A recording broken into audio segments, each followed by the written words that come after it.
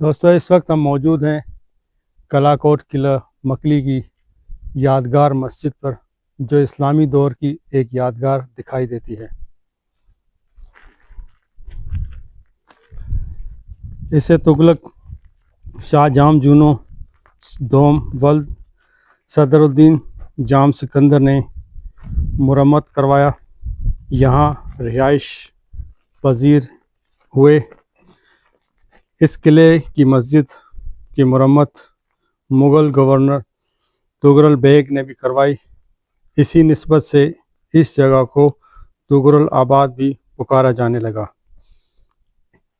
اس قلعے کی یہ قلعہ مسلمان ادوار کی ایک مستند ثبوت کے طور پر آج بھی کلا کوٹ قلعے میں موجود ہے۔ تاریخ دانوں کے مطابق اس قلعے کی بنیاد سومرا خاندان کے آخری دور میں رکھی گئی۔ سومروں کی تخت گاہ محمد طور اس وقت تباہ ہو چکا تھا۔ مسجد پکی اینٹوں سے تعمیر کی گئی۔ مسجد کی دیوار کی موٹائی 10 فٹ اور لمبائی 25 فٹ ہے۔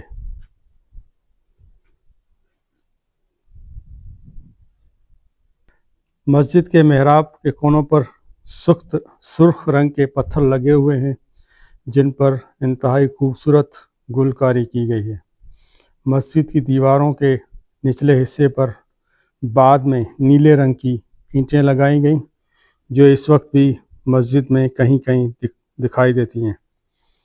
مگر آذان دینے کے لیے سیڑھیوں کے لیے ایک باہر کی جانب بلند جگہ بنائی گئی تھی، جہاں مؤذن کھڑا ہو کر آذان دیتا تھا۔ مسجد میں موجود پتھروں کا یہ منبر بعد میں بنایا گیا، یعنی تعمیر کیا گیا۔ مسجد کی شروعاتی جو تعمیر ہے وہ پکی اینٹوں اور مٹی سے کی گئی ہے۔ وقت کے ساتھ ساتھ جیسے جیسے یہاں پر مسلمان حکمران آئے تو انہوں نے اس قلعے میں اپنی رہائش کا بندوبست کیا، اور اسی مناسبت سے مسجد کی تزئین و آرائش کی، اور اپنی یادگار کے طور پر کئی بار مسجد کی مرمت بھی کروائی۔ یہ پتھروں کا استعمال جو منبر بنایا گیا ہے، یہ بھی کسی بادشاہ کی یادگار ہے۔ مسجد کی دیواروں کے نچلے حصے پر کاشی کی نیلے رنگ کی اینٹیں دکھائی دے رہی ہیں۔ یہ اینٹیں مغل دور کی یادگار محسوس ہوتی ہیں۔ ان اینٹوں کا استعمال ارگونوں اور بعد میں مغل ادوار میں زیادہ دکھائی دیتا ہے۔ سندھ کے مستند معروف محقق پیر حسام الدین راشدی کے خیال میں یہ مسجد ترکھان دور کی یادگار ہے۔ اس کی بناوٹ ٹھٹھہ کی تاریخی مسجد دبگیر کی طرح ہے۔ گمان کیا جاتا ہے کہ اسے بھی خسرو خان چرکس نے تعمیر کروایا ہو۔ خسرو خان چرکس نے ٹھٹھہ میں 360 سے زائد عمارات تیار کروائیں۔ صحیح آ رہا ہے۔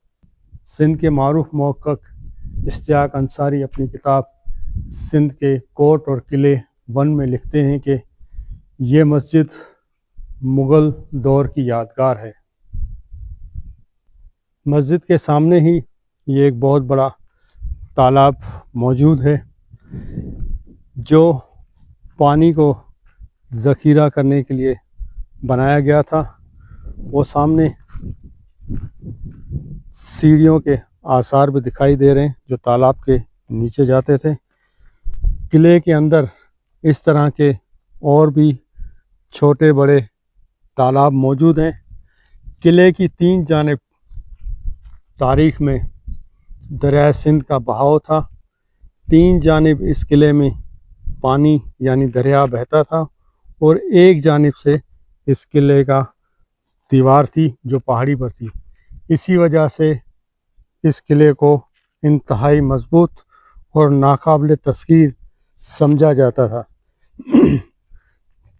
وہ بادشاہوں نے اس کی مضبوطی کو مد نظر رکھتے ہوئے یہاں پر قیام کیا۔ پکی اینٹوں سے بنا ہوا یہ تالاب 87 بائی 96 فٹ کا ہے، اور یہ پتھریلی سخت زمین پر بڑی مشقت سے تالاب بنایا گیا۔ جن مزدوروں نے یہ تالاب بنایا ان کی محنت کو سلام پیش کرتے ہیں۔